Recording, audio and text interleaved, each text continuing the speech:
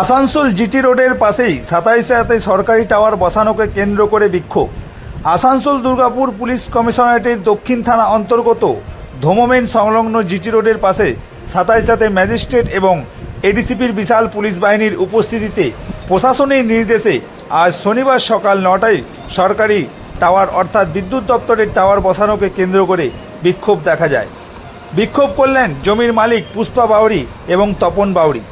তাদের দাবি যে এই জমি তাদের পুলিশ অন্যায়ভাবে তাদের জমিতে টাওয়ার বসানোর কাজ করছে।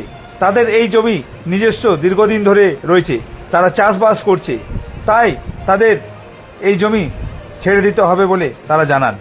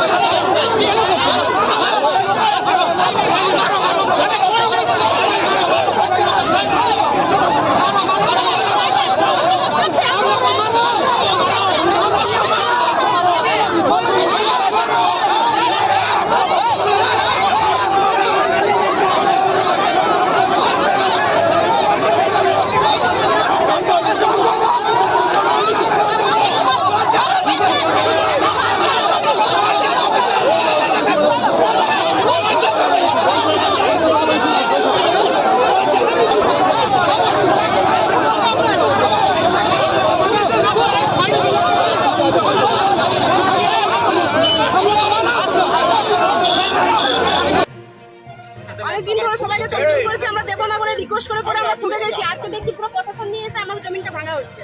আমরা যেটা দিতে চাইছি না, জোর করে আমাদের কাছ থেকে জমিটা নেওয়া হচ্ছে। কে নিচ্ছে? সরকার, ইলেকট্রিক ডিপার্টমেন্ট। আমাদের কাছে কোনো কিছু নেই, নোটিশ ফটিস জবরদস্তি আমাদের জমিটা নেওয়া বলছে। নোটিশ দেওয়া হয়েছে কিন্তু আমরা নোটিশ পাইনি, একটা নোটিশ পাইনি আমরা।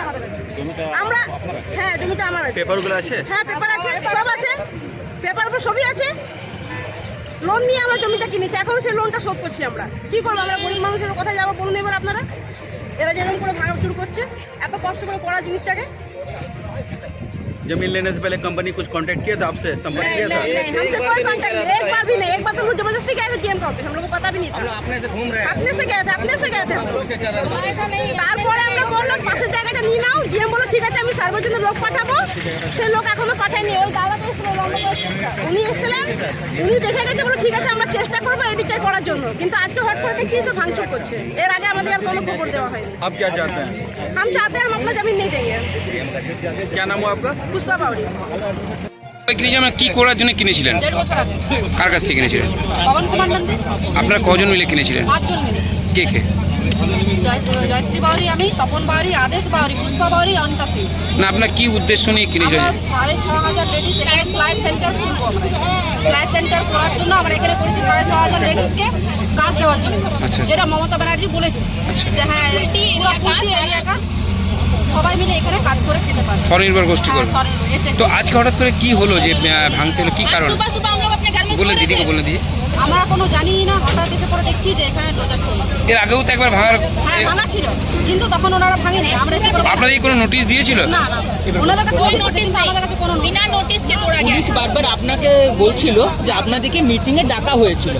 এই বিষয়টা আমাদেরকে মিটিং এ আমাদেরকে ডাকেনি স্যার, আমরা নিজে থেকে कम से कम नोटिस मिलना चाहिए ना। আমাদেরকে নোটিশ, এটা কোনো নোটিশ দেয়নি যে আপনাদেরকে মিটিং আমরা ডাকছি বা কিছু। আমরা নিজে থেকে গেছিলাম শোনার জন্য যে কী করছি। তো আমি এখানে বক্তব্য রেখেছিলাম, আমি বলেছি এখানে স্যার এই জমিটা ছেড়ে যদি এই সাইডে বসানো হয় তাহলে কি কোনো আপত্তি আছে? বললো না। এনারা বললো আমরা ভেরিফাই পাঠাবো, সব কিছু দেখে পরে ওরা সব করে গেছে, বলছে হ্যাঁ হয়ে যাবে।